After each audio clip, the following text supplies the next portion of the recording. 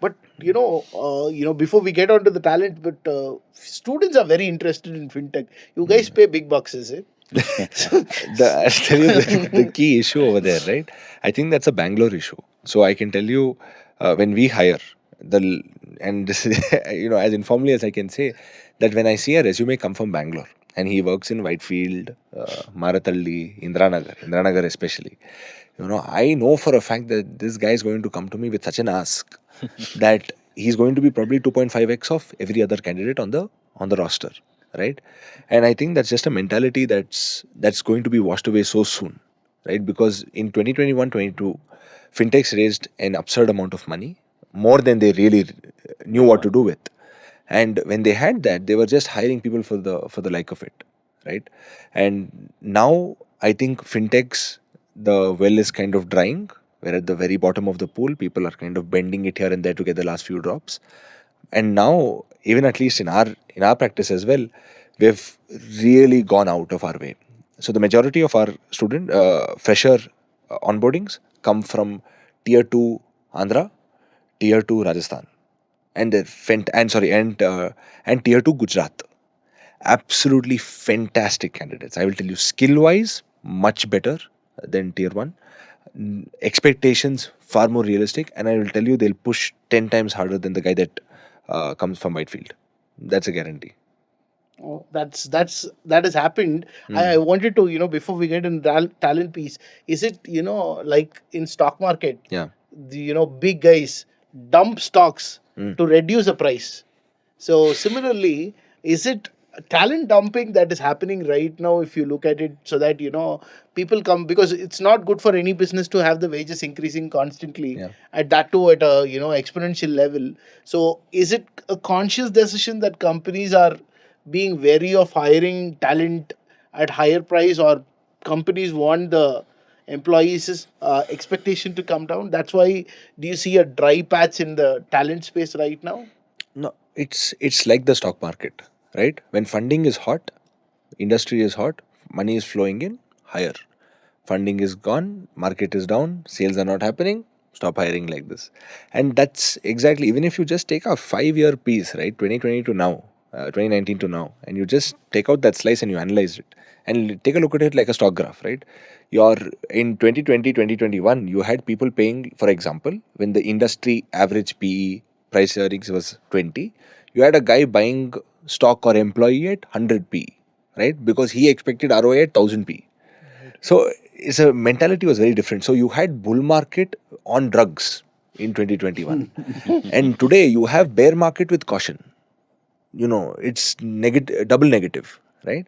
So that's always going to be there. And I think that as soon as we see the next bull market happen, it's going to happen again, because as soon as you have an idea, a fintech has, or any other company has an idea, and on pitch deck you get 5 million, $10 million. Don't know what to do with it, right? You have to build the team, and if you're not going to scale, then boss, you're not going to get the $20 million check. Yeah, I'll just caveat that, right? Like if you look at last year, right, and literally the funding scenario was very, very different from how it Correct. was like 5 years back or 2, 3 years back. I think what's happened, because there was not too much deployment last year, there is still a lot of dry powder with the VC, right? So it's not that they're not deploying. The question is that the VCs are now just not looking at hyper growth, they're looking at profitability. Now, once you look at profitability, EBITDA, contribution margin, etc., the first thing that any CFO would do is look at costs. And that's when hiring at high cost comes into question, right? Saying that, okay, today if we are profitability focused, then how can we ensure that employee cost is also down to the bare minimum? So then all costs get tightened, right? Because today the focus, or even what investors are asking for, is profitability, and then all costs start getting questioned. Okay, why did we make hires at XYZ cost? Can we rationalize this and so on? So that also, I think, to some extent impacts, let's say, the hiring that you do in terms of fresh intake. This is a pattern that I've observed, that given that per capita has crossed $2,500 in India as well. This is exactly where the US started hyper growth, the China started hyper growth, and I see a thing in India as well now, that the expectations from employees are very higher, very very high, and then they want a lot more from the companies. Is it time that we increase the prices to the consumer, or is it time that we focus on only reducing prices on the cost in salaries? See, if you see, India is a very cost sensitive market, right? So finding a perfect balance is actually going to be difficult. So you will need to be very, very cautious when you're increasing your prices for the end customers. At the same time, you can't ignore about technology, because India is also the hub for technology all put together. So you'll have to have a perfect balance between both and slowly try and grow both these parameters together. I feel that's going to be the submission. I believe it's become worse, and that segment of customers are kind of going away. So if you look at Bangalore, you're always on the queue for pubs. Okay, no matter how many pubs you open on 100 feet road, you're never in dearth of anything, and people get bored fast also. So I believe that slowly increasing the prices, the cost of living is also going up, because if you look at it, uh, you could make 10x what you made at India, probably a decade ago in the US. Right now it's only about 4x. And if you're willing to wash your vessels and clean your floors yourself, then you can go to the US, or else India is a better place. Yeah, Gautam, but I still like, just going off him. I think the one thing that I truly firmly believe, right? The Indian customer is significantly more elastic than is the Indian Yeah. employee, Right. right? Just before we started, we got a data point that we have 1.5 lakh engineers coming out of Correct. Maharashtra per year, Correct. right? Supply is in abundance. Right. Yeah. I have to be steadfast on my vision for profitability. That was, whatever happens, here's my budget on payroll, right? Above this, no. Below this, fantastic, right? I have that. You have to be so steadfast on clarity.